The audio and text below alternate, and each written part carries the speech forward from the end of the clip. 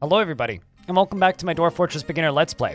In this episode, we're going to be trying to do our best to cover machines. I'm going to try and cover as many of them as I can. We're going to do our best to cover millstones, and mechanisms, and windmills, and if I can, we're also going to try and cover water wheels. So, it's going to be a packed winter. We got a lot to cover, and we'll see what we can get done. Let's dive back into Blocked Bolted, the Dwarven Fortress. If you haven't yet, definitely check out my podcast. I know that I throw these little shout-outs in the loading screens, but check out my podcast because this Sunday, an episode's out, and it's got a whole chunk where me and my teammates talk about Dwarf Fortress. It's generally a gaming podcast where we talk about a lot of indie games, but please go give it a listen because I think that you'll like the most recent episode. All right, so if you'll remember over here in Blocked Bolted, over here in this lovely valley in between the two main mountains, right next to the glorious waterfall we have at the end of the valley, we have this little river, right? Now, it's made of wood, or there's a lot of wood around it, which is very useful because we're going to need that. The other thing that we're going to need is we're going to need some mechanisms. So, the first thing that we're going to do is we are going to...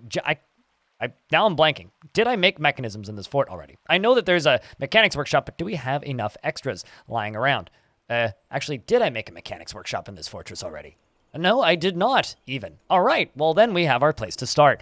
We are going to be grabbing a workshop down here, and we are going to be picking up a mechanics shop. So it used to be hotkeyed to T as the traps workshop, but now it is just simply a normal workshop. It's called the mechanisms workshop or the mechanics workshop, and it's with the hotkey H. We're going to pick that up from the build menu, and we are going to place that down in our fortress. Now, this is used to build mechanisms, which are kind of like witchcraft black magic in Dwarf Fortress, but let's not worry about that too much, which I obviously can't place on a chair because that's where we have our office. So let's go a little further down. I think that we are going to throw this little mechanics workshop kind of, not in the kitchen, that doesn't work. You know what? Just for sake of this video, we'll throw it out here by the wagon because there's always fighting going on in the basement. We want to be very far away from that. And so it's probably optimal that we kind of go up here by this starting zone. So let's kind of go over here. And we're going to kind of throw that down.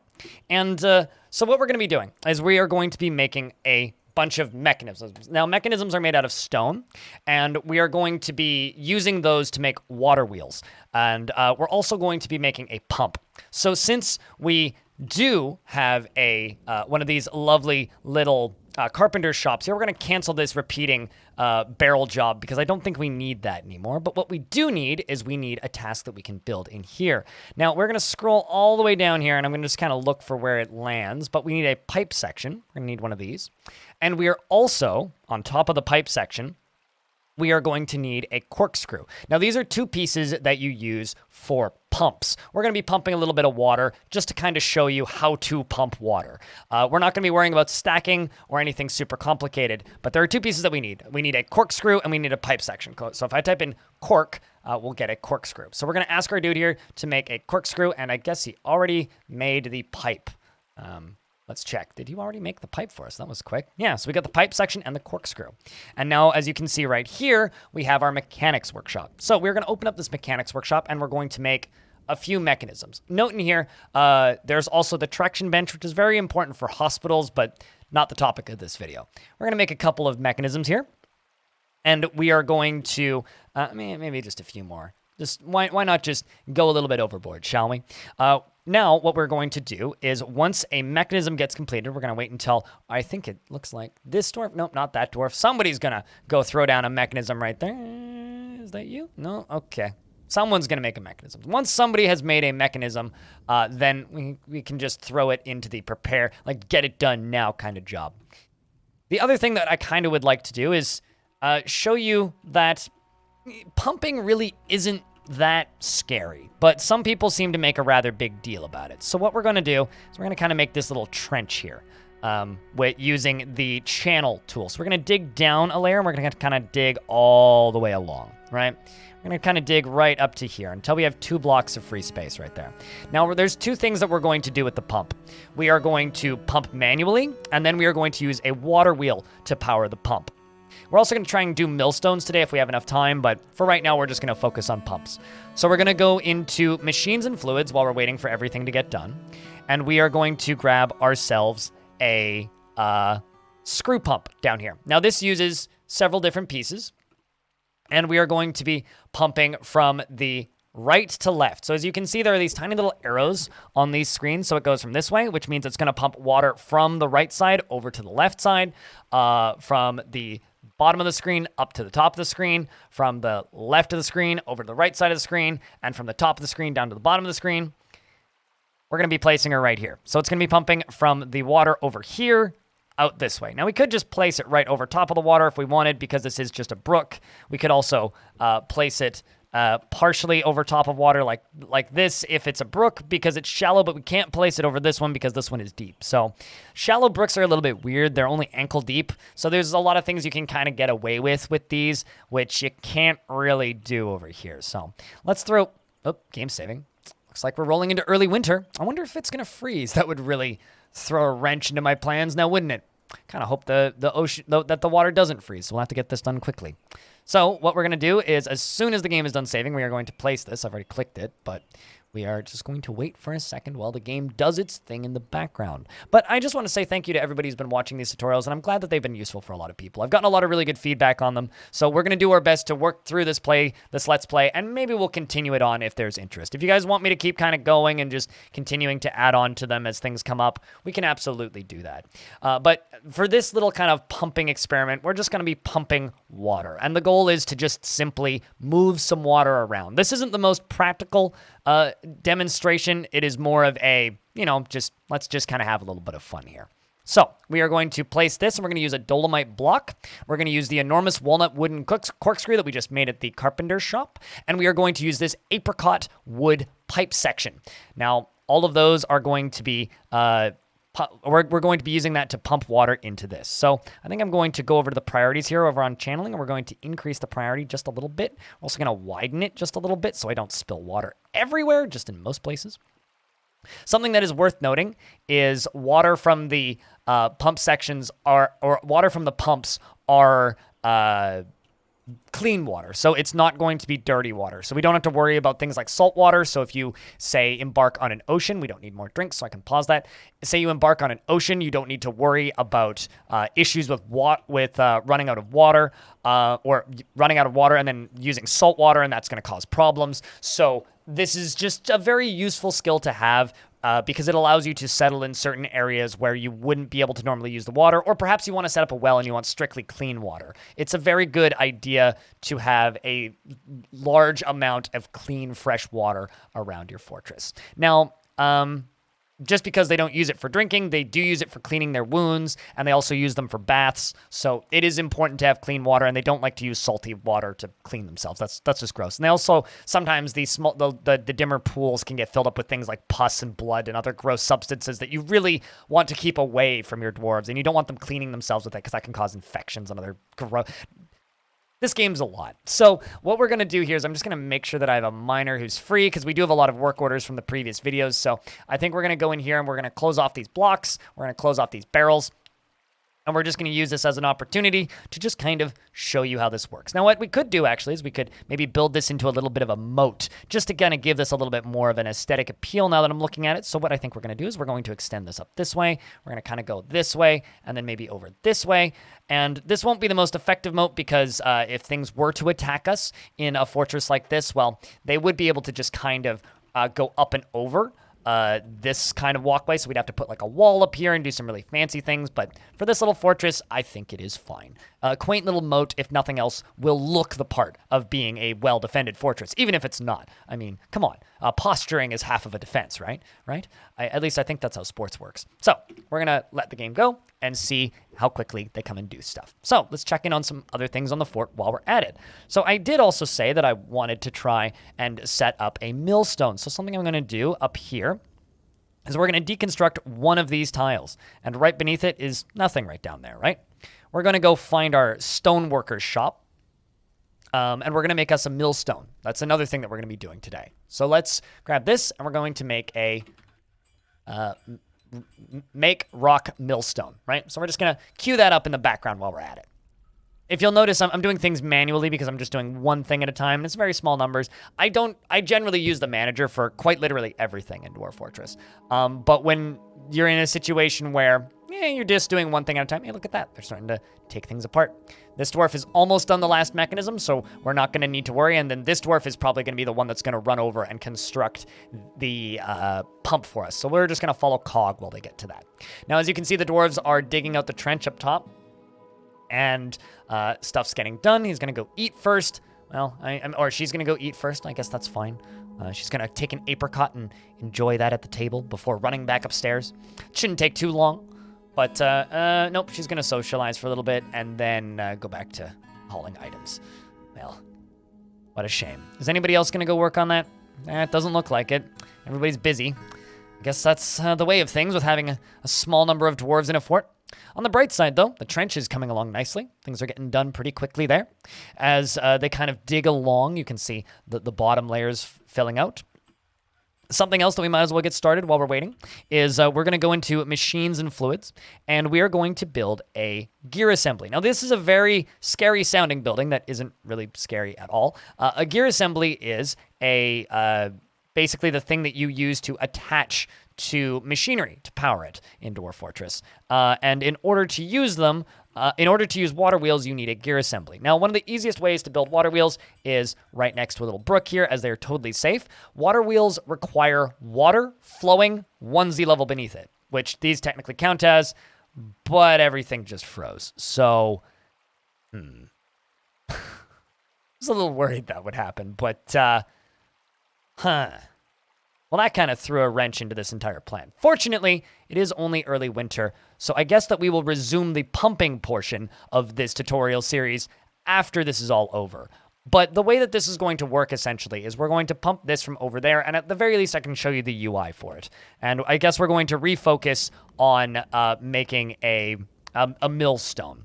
So we have started the millstone down in the basement, and we are going to construct that. I'm assuming it is ready to go. So let's see if we can.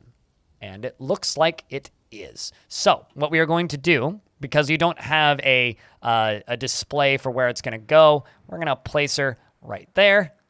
And we are going to use this dolomite mechanism for it. Right next to the millstone, we are going to place this little mechanism right there and connect it to it. So as you can see, this mechanism is right next to a hole in the ceiling. Now, this is where things get a little bit complicated, right? Because windmills, in order to function, need to be one layer up. The millstone is already created. This is a workshop, after all, and it is a workshop that requires power. Very small amount of power, but still power. Now, mechanisms by themselves don't actually require that much power, but this one it is. Oh, look at that. We got a dusting of snow. How beautiful. I was really hoping that we would get some snow in this embark, but we are going to be placing down a windmill now on top of this. Now, knowing my luck, we're not going to get any wind here. But in order for a windmill to function, it requires wind and it requires wood. So we're just going to place this directly above and click 4 of these. Now, windmills are a little bit finicky, and a lot of people do not like using them, as they have this annoying habit of refusing to function when you need them to. And they also have this annoying habit of ceasing to function when you need them to. And they also have this annoying habit of not producing enough power, but this one, fortunately, is. So, once again, windmills need to be one tile above a gear assembly, which is made out of a mechanism, which then can power things. And as you can see, down here, we now have a functional animated windmill. Look at this.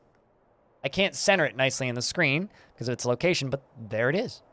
A nice little functional windmill. So now we can mash plants into slurry, which is confusing. We can mill plants, and we can mill seeds into paste. These are all forms of cooking, but we are going to mill plants. Now, essentially, certain types of plants can be milled, right? And when they mill plants, the dwarves will run up. They will put foxtail mullet plants into the millstone. And then out of that, we are going to get foxtail mullet flour, I assume. So we will let it do its thing. But unfortunately, they can't because we also require empty bags. I was about to mention that, but I figured that we would have empty bags. But it looks like they're all in the seeds stockpile. Well, that's unfortunate. So I guess we have another thing to get set up. It's time to get a farming stock set up. So we're going to pause this video for a second here. Step backwards. We started off very ambitiously with a bunch of machinery. We're going to halt, and we're going to change gears to cloth and clothing. So what we're going to do is we're going to get a pigtail industry set up. So do you remember how we did farming up at the surface? Well, there's another plant that fortresses start off with. It's called pigtails. Now, pigtails is a very useful fabric. It can be brewed in, or a very useful plant. It can be brewed into alcohol, but it can also be made into fabric and clothing. On top of that, it can be made into, because it can be made into cloth, it can be made into bags. So we're going to make some pigtail cloth bags, and I'm going to show you how to do that right now. So up on the surface, we have this one farm plot, right? As you can see, we're out of plump helmet seeds, but that's fine. We do have plenty of pigtail seeds. We're going to make a second. We're going to make a second growing plot. So we're going to go to workshops. We're going to go to farming. We're going to go to farm plots. We're going to place another plot here. We're going to give it a little bit to grow. Look, the dwarves just running up to grab that mushroom and then getting distracted by the new farm plot. Oh, I'm so sorry. At least another one came and got it nice and quick. Now we can go here, and as you can see, we don't have any plump helmet seeds. We can't grow them in the winter, but fortunately, we can grow them in the spring. So what we're going to do is we're going to do plump helmets, and then in the spring, we are going to do, I guess, plump helmets. And then in the summer, when they're in season, and autumn, we're going to do pigtails. So summer and autumn. Fortunately, there are other clothing and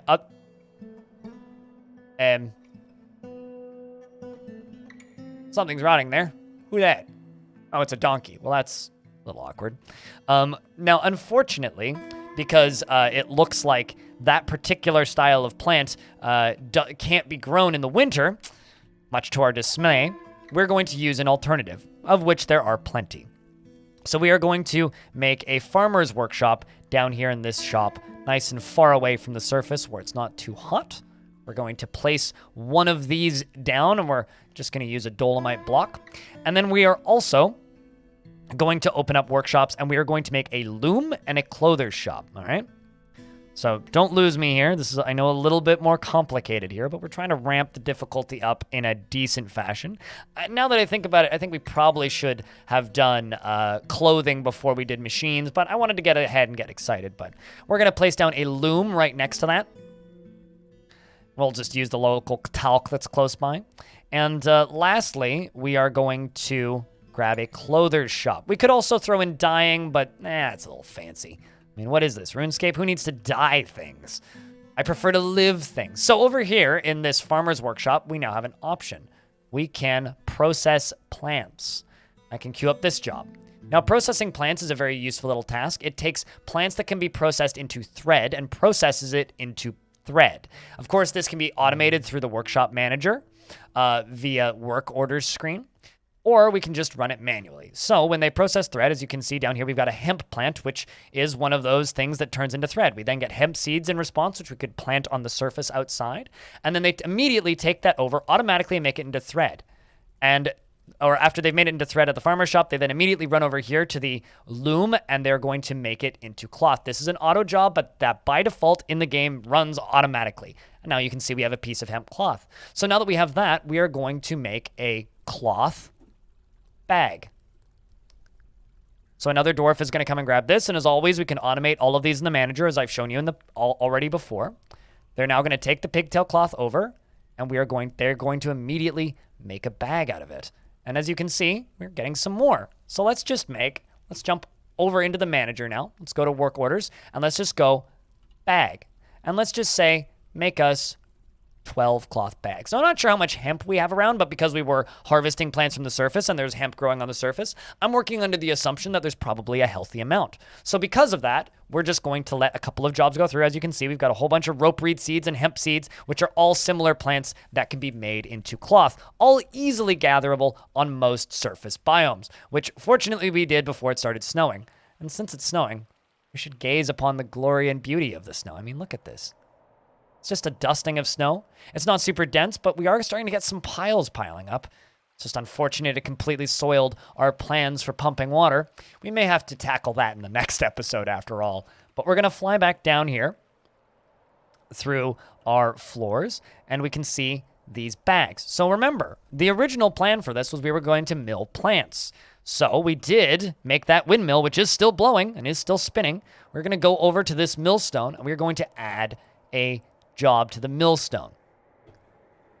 We're going to mill plants. Something I should note. This entire playthrough is not intended to teach you any defenses. It's purely intended to teach you basic mechanics to use in your better designed, better defended fortresses. So you're going to need to be defending yourself in most situations. This fortress is a very intentionally calm biome with very intentionally unthreatening level design and very intentionally non-terrifying areas that are not going to kill us. Now, as you can see, I've brought the foxtail mullet down, and then they're going to put that into the hemp bag. Once they are done, we now have a dwarf that is milling plants right here. And see, they are done, leaving a bag of flour. Now, this flour is a valuable trading good, which you can sell to caravans. But it is also a very... Actually, maybe we're already into late winter. Maybe we can pump today. But it is also a very important cooking tool. So we're going to say, go over here, because we're making 12 bags. Let's say mill... a number of plants. Let's say that we can mill 6 bags of flour. Now, hopefully that water will melt pretty soon. So while we're waiting for that water to melt, what we are going to do, or the ice to melt, is we are going to construct a water wheel. So I'm going to grab this gear assembly right here, and I'm going to place it next to the creek. Now, gear assemblies need one above and one below space for the water wheel. Water wheels can be placed in a row. You can have as many of them attached to the right as you want. A game, actually, that uses very similar mechanics to Dwarf Fortress's long time water wheel mechanics is Timberborn, if you've ever played or if you're familiar with that game. Very similar in the way their water wheels will look. Looks like this jet gear assembly is already completed, and because I have a feeling this is going to be full of water pretty soon, we should build a little walkway over top of this, just for the dwarves' convenience sake. And we're also going to go down here, and just for future safety, we are going to remove as many of these ramps as possible, except for the ones at the ends, so that the dwarves don't use this as a highway to run through, and hopefully don't drown when we fill it. That would be kind of awkward now, wouldn't it? But now that we have this gear assembly built, we're going to go back into mechanisms and fluids. We are going to go over to water wheels, and now we have 2 options. We can rotate it to go from the left to right or up and down. We're going to place it right here, and with a little bit of luck, when the water thaws, when the ice thaws, it'll spin. If it doesn't, I will be very sad. There is a definite chance that it doesn't, but fingers crossed it does, because I did kind of line it up right near the edge there. But it should get enough flow that it should be fine. I really hope that they give us a better sprite for the brook, frozen brook, because it does just look like rock, and I'm not a huge fan of it, I'll be honest. Probably my least favorite sprite in the game currently, to be honest with you. So now, what we can do is we're going to wait. But I will show you something. So this screw pump can be connected directly to this water wheel, which we are going to do in a minute. But it has an option on here that says start pumping manually. Now, start pumping manually is a very helpful little tool. It will just simply call a dwarf over who's free. Ah, excellent. Perfect timing. It'll simply call a dwarf over who's free, and it looks like our dwarf of choice is Solom. While the game is paused here, nothing's going to happen, but this dwarf is now going to jump on here and begin pumping. And it also looks like the brook is, in fact, not enough power to push the water wheel. There is a way that I can make it push the water wheel, so I'm going to do my best to do that. But as you can see, our dwarf here is cramming water into here. Look at that. Isn't that glorious? Absolutely beautiful. But as it flows off the side of the biome, actually, part of it froze. Would you look at that? Now, if we go underwater, I think it's if you press this little button up here, or the F hotkey, you can actually see the numeric amounts of water that has been pumped in here. We're going to remove our dwarf here from this. And as you can see, it is currently full up to 6 of 7, which is a good amount of water. And it did freeze when it hit the top of the biome that was still in winter mode. Now, I'm going to test something else, because I was convinced that I could use water wheels on brooks, but maybe I'm like misremembering something. But let's just try one up here, because I'm convinced that I can make them work. If not, I'll have to channel out the brook, which won't be too big of a deal, because there is technically water underneath it. So I'm a little bit miffed about that. I apologize on that. I feel like that's a mistake on my part that I should have done a little bit of research on. But essentially, the way you would power one of these is you would use these horizontal axles. Here, I can set the whole thing up even though it's not working here. So what we're going to do is we are going to connect this little mechanism to the side of it. We are going to connect or place a piece of flooring right here, just so that I have a straight line. And so if we were to connect this water wheel, just pretend for the sake of this tutorial that this is in fact working. We're going to use a little bit of imagination here. Reconnect this, and let's say that this is a creek or a brook instead of a creek, a creek rather than a brook, where dwarves can't walk over it, and it's deeper water, and it's actively flowing. What we're going to do is we're going to connect 2 gear mechanisms to this, and it would act exactly the same as if the dwarf was pumping the pump itself instead of us pumping it. So what we're going to do is we're going to take one more gear mechanism or gear assembly, and we're going to place it down here at the end. We're going to wait for a dwarf to run over here and place it. And the other thing that we're going to do is we're going to go and we're going to grab horizontal axles. You can also use vertical axles, but those go vertically. So we want horizontal axles. We're going to go north-south with it. We can also go east-west with it. We're going to go north-south up to here, connect the axle, and then we are going to grab another axle, a second axle, and we are going to connect these 2. And this would power this pump. Now, you're only going to actually need 1 axle to power this pump. So it would be fine for that. You could connect the pump directly to it as well, but unfortunately, it's just it doesn't have enough water underneath it. And or maybe it's the corner. You know, honestly, I'm gonna try one more thing, just because I am very curious. Because I swear that I made these work like this before, but maybe I'm just going crazy. It is definitely possible. It's been a very long few days. I'm going to need to do some testing with that on my own time. We're just going to stop worrying about it now. So that is how you fill up a basic little moat, as well as how to not use water wheels. We're going to deconstruct all the water wheels now as an embarrassing attempt to record a tutorial Let's Play. Just remember that nobody is perfect. We're going to now remind you that we did very successfully set up a millstone to get flour functioning, and I think this has been a relatively successful episode, all in all. Now, also keep in mind, because we're getting out of winter, we're going to be going into spring pretty soon, where they will grow another round of plump helmets over here, and then after that, they will grow pigtails. When they're growing pigtails can also be spun into fabric. One of my favorite things to do in Dwarf Fortress is just go down to the farmer's workshop after gathering a whole bunch of plants and just clicking process plants and leaving it on repeat. But we don't have anything to actually process right now, so it immediately canceled. But going out and gathering a bunch of plants from the surface and just clicking process plants and just letting it run the job out. What it tends to do is it will just make a whole bunch of plant fibers, and that will make a whole bunch of plant cloth. And then if you just keep doing that on repeat and you always have some pigtails growing, pretty quickly you will build up a relatively good amount of hemp seeds, pigtail seeds. You can grow hemp on the surface quite happily. In fact, we can go plant a plot right after this is done. You can grow hemp on the surface, or alternatively, just simply gather it manually using this tool. But you can grow hemp on the surface right up here. So we're going to just go plant a farm plot above ground, and I'll show you how to do that.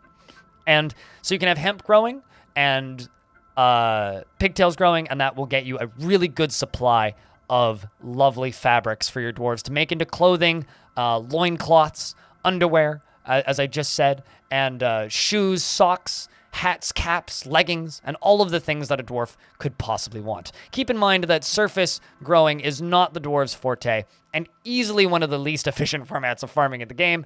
However, it's not a bad source of a little bit of fabric. So we're going to grow hemp. We're going to grow hemp right here. Oops, nope. That's garden cress. We are going to grow... Does hemp not grow in the autumn? I guess not. All right. We'll do rhubarb in the autumn for this season. and then hemp in the winter. And it's just they're going to go plant all those. Those will grow pretty quickly, and then we will get a decent little turnout out of this. Let's see if we can mill some more plants while we're at it.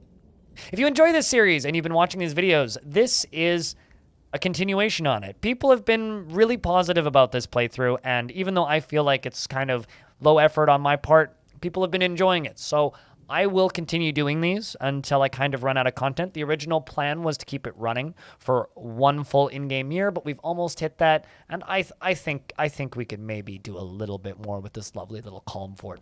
If you enjoy this series and you want to see the rest of the episodes, and maybe you missed the first few, go back and watch them all on the playlist. Also, I have more short tutorials on some more varied topics than you could reasonably watch in an hour.